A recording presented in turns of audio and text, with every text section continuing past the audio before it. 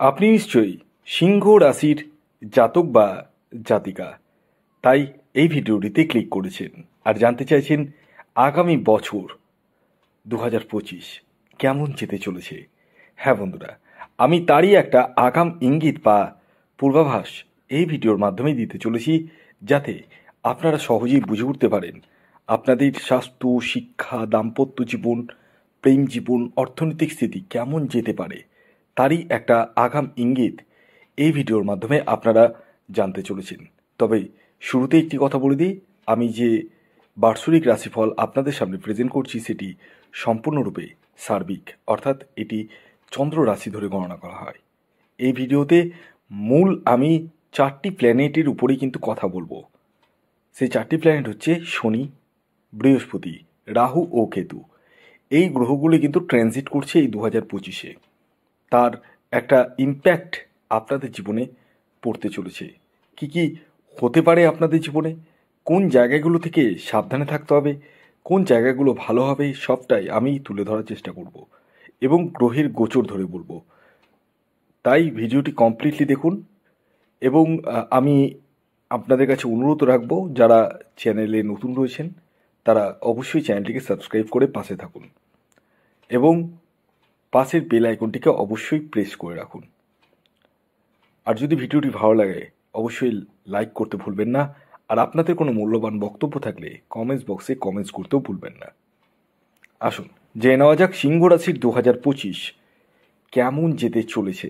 হ্যাঁ, আপনাদের রাশি হচ্ছে সিংহ, আর আপনাদের রাশির যে অধিপতি গ্রহ সেটি হচ্ছে রবি, সান মানে সূর্য। রবি আপনাদের পঞ্চম ভাবে রয়েছে, ফোর্থ হাউসে রয়েছে বুধ, সেকেন্ড হাউসে রয়েছে কেতু গ্রহ, আপনাদের সপ্তম ভাবে রয়েছে শুক্র ও শনি, অষ্টম ভাবে রয়েছে রাহু, 10th হাউসে রয়েছে দেবগুরু বৃহস্পতি এবং 12th হাউসে রয়েছে মঙ্গল গ্রহ। এটি কিন্তু জানুয়ারি মাসের চার্ট, কিন্তু 30শে মার্চ শনিদেব, কর্মফলদাতা শনিদেব তার রাশি পরিবর্তন করছে। 2.5 বছর পর পর এক রাশি থেকে আর এক রাশিতে যায়। বৃহস্পতি গ্রহ 15ই মে 11th হাউসে আসছে, কিন্তু 15 মে আগে পর্যন্ত কিন্তু 10th হাউসেই রয়েছে। আগে আমি বৃহস্পতি নিয়ে বলে দিই, তারপর শনি, রাহু, কেতু। তো বৃহস্পতি আপনাদের 10th হাউসে 15ই মে আগে পর্যন্ত থাকছে, 15ই মে থেকে কিন্তু 11th হাউসে থাকবে। 10th হাউসে বৃহস্পতি গ্রহ থেকে আপনাদের মধ্যে একটা ম্যানেজমেন্ট জায়গাটা কিন্তু আনবে বা আনছে। হ্যাঁ, তো সেই জায়গাটা কিন্তু আপনাদের আনতে চলেছে, কিন্তু ব্যাপার হচ্ছে এখানে আপনাদের সেকেন্ড হাউসের দৃষ্টি পড়ছে। সেকেন্ড হাউসে বৃহস্পতির দৃষ্টি শুভ, এবং এখানে আপনাদের মানে মুখের বাণী সেই জায়গাটা অনেকটাই মধুর হবে এবং হচ্ছে, কিন্তু আপনাদের ক্ষেত্রে একটু মাইন্ড ডাইভারশন হওয়ার সম্ভাবনা রয়েছে। হ্যাঁ, 15ই মে আগে পর্যন্ত কিন্তু মাইন্ড ডাইভারশন হওয়ার কিন্তু সম্ভাবনা রয়েছে। মানে একটা কাজ করছেন, হঠাৎ করে আপনার মনে হলো না এটা করছি, ঠিক করছি তো এই মাইন্ড ডাইভারশন কিন্তু হওয়ার সম্ভাবনা রয়েছে। তবে দেবগুরু বৃহস্পতি 10th হাউসে থেকে আপনাদেরকে যেমন ম্যানেজমেন্টের জায়গাটা শেখাবে বা শেখাচ্ছে, এবং আপনাদের পাশাপাশি ধর্মীয় যাত্রা এবং অর্থনৈতিক জায়গাটা যথেষ্ট পরিমাণে ডেভেলপমেন্ট করবে। তবে নিজের ব্যক্তিগত জন্মছকে বৃহস্পতির অবস্থান কেমন রয়েছে সেটা তো দেখতে হবে। এটা তো আমি সার্বিক বলছি, এটা তো কারো ব্যক্তিগত বার্চার বিশ্লেষণ নয়। যারা আমার সাথে পরামর্শ করবো ভাবছেন তারা স্ক্রিনে দেওয়া হোয়াটসঅ্যাপ বুকিং নাম্বারে যোগাযোগ করতে পারে। পাশাপাশি 4th হাউসে দৃষ্টি পড়ছে, অর্থাৎ মায়ের শরীর স্বাস্থ্যের জায়গাটা অনেকটা ডেভেলপমেন্ট যাবে। মাকে নিয়ে চিন্তা সেই জায়গাটা কিন্তু অনেকটাই দূর হবে এবং মায়ের সঙ্গে সম্পর্কের উন্নতি জায়গাটা কিন্তু আসবে। পাশাপাশি 6th হাউস কেউ দেখছে এবং ষষ্ঠভাবে দৃষ্টি পড়ার ফলে কিছু অংশের লোন হওয়ার সম্ভাবনা রয়েছে। স্বাস্থ্য নিয়ে কিছুটা মানে আপনাদের একটু চিন্তার বিষয় রয়েছে, বিশেষ করে লিভার ডাইজেস্টিক সমস্যা হওয়ার কিন্তু সম্ভাবনা রয়েছে। সেই জায়গা থেকে আপনাদেরকে একটু বুঝে সুঝে এগোতে হবে। কিন্তু 15ই মে দেবগুরু বৃহস্পতি 11th হাউসে আসছে, আপনাদের প্রফিটটা বাড়াবে, প্রফিটের জায়গাটা বাড়াবে, ডিজায়ার জায়গাটা বাড়াবে, এবং 5th হাউসে দৃষ্টি পড়ছে এবং 7th হাউসে দৃষ্টি পড়ছে। দ্বিতীয়ত আপনাদের এডুকেশনের জায়গাটা অনেকটাই বৃদ্ধি করবে, মানে আপনাদের মধ্যে কনসেন্ট্রেশনের পাওয়ারটা বাড়াবে এবং রেজাল্ট অনেকটাই বেটার হওয়ার সম্ভাবনা রয়েছে। এবং যারা পাশাপাশি প্রেম বা প্রেমজ সম্পর্কের সঙ্গে যুক্ত রয়েছেন তাদের ক্ষেত্রে কিন্তু যথেষ্ট শুভ, কারণ 5th হাউস থেকে প্রেমের জায়গাটা দেখা হয়। এছাড়াও যারা সন্তানের জন্য প্রচেষ্টা করছেন তাদের ক্ষেত্রে 15ই মের পরবর্তী সময় 2025 খুবই শুভ, আপনারা সন্তানের জন্য প্রচেষ্টা করতে পারেন। এছাড়াও 7th হাউসে দৃষ্টি পড়া মানে আপনাদের দাম্পত্য জীবনের সুখের জায়গাটা 2 গুণ থেকে 3 গুণ হওয়ার সম্ভাবনা রয়েছে, আমি যেটা দেখতে পাচ্ছি। এবং পাশাপাশি যারা পার্টনারশিপ বিজনেস করছেন তাদের ক্ষেত্রে পার্টনারের সঙ্গে একটা ভালো হৃদ্যতা তৈরি হবে, এবং যারা পার্টনারশিপ বিজনেস করব বলে ভাবছেন তারাও কিন্তু এগোতে পারেন। এছাড়াও সপ্তমভাবে দৃষ্টি পড়ার ফলে, নবম দৃষ্টি যে সপ্তমভাবে পড়ছে বৃহস্পতির, তাদের ক্ষেত্রে আপনাদের যাদের বিবাহ হচ্ছে না তাদের বিবাহ হয়ে যাওয়ার সম্ভাবনা বা চান্সটা কিন্তু 2 গুণ থেকে 3 গুণ হওয়ার সম্ভাবনা রয়েছে। অর্থাৎ বিয়ের কথা পাকাপাকি হয়ে যাওয়ার সম্ভাবনা রয়েছে, বা আপনাদের রেজিস্ট্রি ম্যারেজটা হয়ে যাওয়ার সম্ভাবনা রয়েছে। দেখা গেল পরবর্তীতে আপনারা বিবাহ করলেন, রেজিস্ট্রি ম্যারেজটা হয়ে গেল। এই জায়গাগুলো কিন্তু হয়ে উঠতে চলেছে 15ই মের পরবর্তী সময়ে।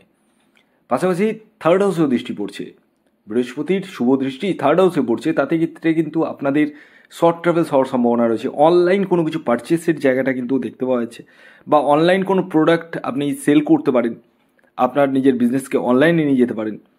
দূরযাত্রা, ধর্মীয় যাত্রা হওয়ার কিন্তু সম্ভাবনা রয়েছে, সেই জায়গাটাও কিন্তু দেখতে পাওয়া যাচ্ছে। এরপরে আমি আসছি মেইন আলোচনায়, কর্মফলদাতা শনিদেব কি ফল দিতে চলেছে। কারণ 30শে মার্চ শনি কিন্তু ট্রানজিট করছে। 30শে মার্চ 2025, 30শে মার্চ 2025 শনিদেব আপনাদের 8th হাউসে গমন করছে, মানে 30শে মার্চের আগে পর্যন্ত 7th হাউসে রয়েছে, এবং শশনামক মহাপুরুষ রাজযোগ সৃষ্টি করছে, যে কারণে আপনাদের দাম্পত্য সুখের জায়গাটা খুবই শুভ দেখতে পাওয়া যাচ্ছে। এবং আপনাদের মধ্যে একটা আন্ডারস্ট্যান্ডিংয়ের জায়গাটা কিন্তু যথেষ্ট পরিমাণে থাকবে। তবে একটা কথা বলি, 30শে মার্চের পরবর্তী সময়ে আপনার লাইফ পার্টনারের হেলথ নিয়ে কিন্তু সমস্যা আসার সম্ভাবনা রয়েছে।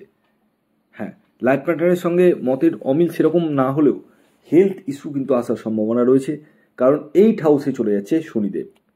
30শে মার্চের পরবর্তী সময়ে আপনাদের মধ্যে মানে একটু এফোর্টটা বেশি দিতে হবে, রেসপন্সিবিলিটিটা একটু বাড়বে, কারণ 30শে মার্চের পরবর্তী সময় থেকে আপনাদের শনির ঢাইয়া লাগছে। এ নিয়ে আপনারা যদি ডেডিকেটেড একটি ভিডিও চান, শনির ঢাইয়া যে লাগছে তার উপর যদি ভিডিও চান আমাকে কমেন্টস বক্সে জানান, আমি একটা পার্টিকুলার ডেডিকেটেড ভিডিও এই শনির ঢাইয়া সিংহ রাশির উপর পড়ার ফলে যে কি হবে তার একটা ভিডিও আমি দেব, সেটা আপনাদেরকে একটু কমেন্টস বক্সে জানাতে হবে।